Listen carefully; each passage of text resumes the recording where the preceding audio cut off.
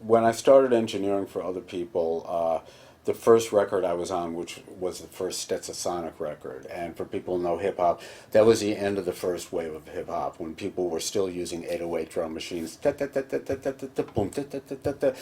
MCs were way on top of the beat.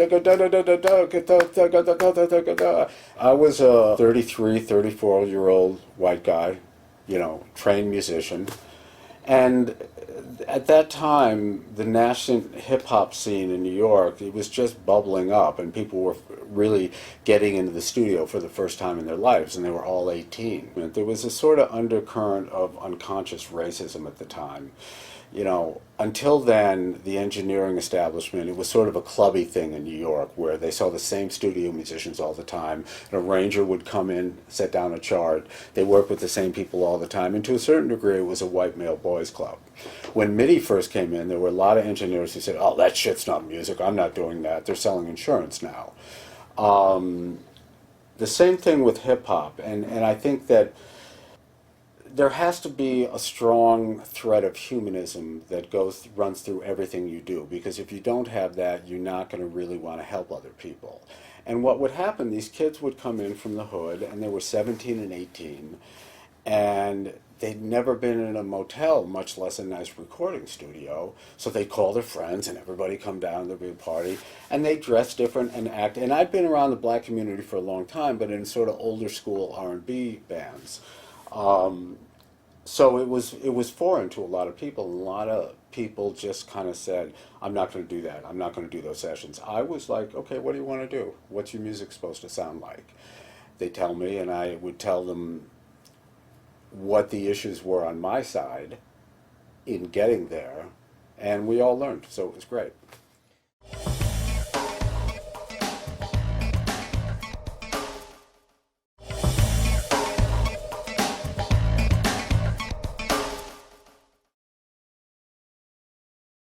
And all of a sudden, Tribe Called Quest came through the studio, and De La Soul, and Black Sheep, and Latifah, and Jungle Brothers. And Jungle Brothers and Tribe and De La I have a history with.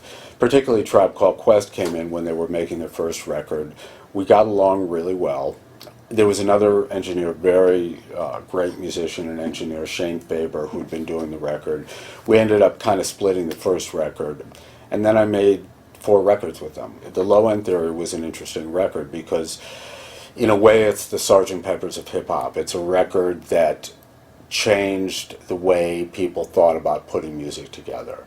Until then, and I'm not a big hip hop historian, I just know the stuff that I've worked on, but until then, if people used samples, it was pretty much one loop that played throughout. They didn't put together a bunch of different samples. It was the beginning of a wave where people were making really elaborate musical constructions out of samples from different places. And not only could it not have been played by regular players, but it wouldn't have, because the cool thing is that they weren't made to go together in the first place. So the time feels a particular way. And if you told a musician, play this part on this track, he would play to the track, and it would sound different. I used to get hired to replace guitar samples a lot, replay them. And at first I started playing to the current track, to the new track, and it never sounded right. And then once I started playing and only listening to the source track and playing with that time feel, all of a sudden it worked because it wasn't originally meant to go with where it's going now. But the Low End Theory and people's instinctive travels, it was a big growth time for all of us. I was learning a lot, they were learning a lot, so it was fun.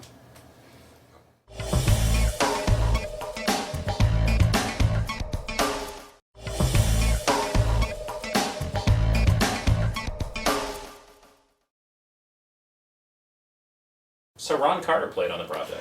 Yes. How did Ron Carter come to be involved? Tip found him. And this is hilarious. Ron is a notoriously prickly guy. He's a great guy. I've worked with him since then. And I've discovered that he's a musician. He's a working musician. If the circumstances are professional and he's not cast adrift, if you have a chart, you know what you want, whatever, he's great. He's great. Comes in, does his job. That's it. So he came in, and Tip had a little riff from a record that he wanted him to play, a bass line. And Ron sketched it out on a piece of paper. and went in the booth, and I said, Ron, this is how I'm going to record you, is that okay? And you know, one thing, I was going to compress him a little bit with this old new compressor. He said, no compression. But I put my old U47 on him, he loved it. And that's another thing. As an engineer, always ask, if the musicians are good and studio savvy, ask them what they do and what sounds best on their instrument. They'll make you look very good if you do that. But so Ron goes in the booth and he starts playing, and there's a couple notes that aren't right. And Tip and Ali and I were like, you tell him, you know, and we're all shaking in our boots. So I went in and I said, Ron, look, the last 16th note in that, it's an E flat, not a B flat, you know, blah, blah, blah. And he said, like, okay, great. And he went in and played it. So it was a great lesson in sort of professional musicianship and how people are on that track.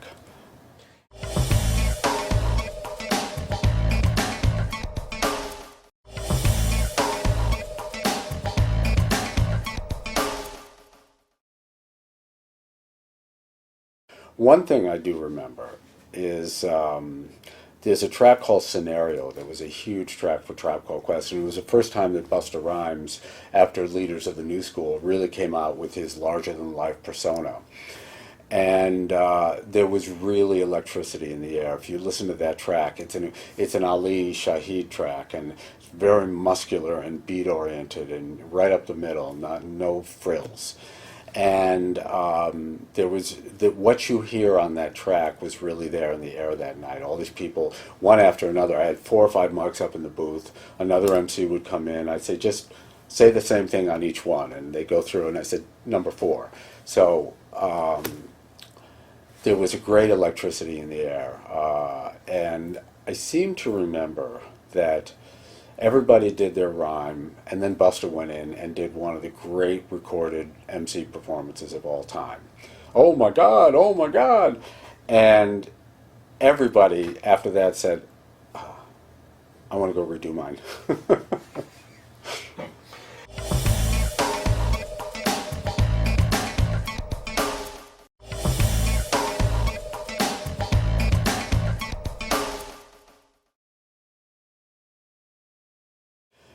Midnight Marauders was supposed to be gritty and kind of street sounding, so that was a big difference.